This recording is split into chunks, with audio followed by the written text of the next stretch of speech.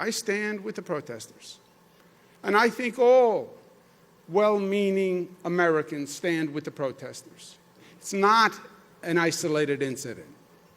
It is a continuum of cases and situations that have been going on for decades and decades and decades. These are just chapters in a book. And the title of the book is Continuing Injustice and Inequality in America. And these are just chapters.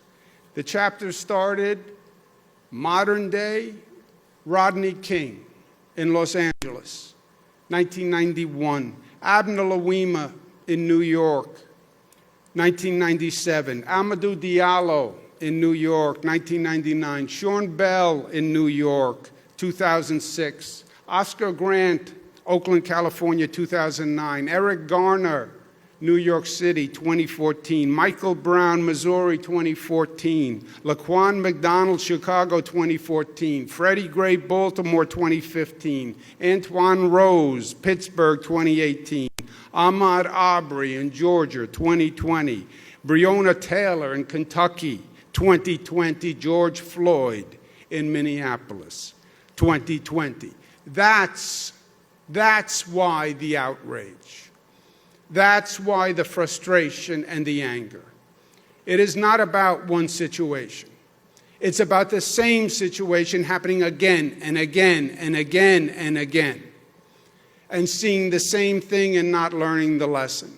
And then it's that happening in a broader context and a broader circumstances, which is what's going on with the coronavirus, which affects and kills more minorities than anyone else.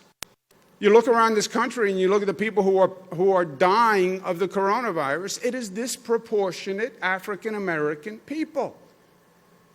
And it's just a continuing injustice, and that's the frustration and that's the protests. Nobody is sanctioning the arson and the burglaries, but the protesters and the anger and the fear and the frustration, yes, yes. And the demand is for justice. And when the prosecutor came out and said, well, there's other evidence, but I can't tell you anything more than that, that only incited the frustration. Injustice in the justice system. How repugnant to the concept of America. And over and over and over again. I stand against the arson and the burglary and the criminality. I stand with the protesters. And I think all well-meaning Americans stand with the protesters.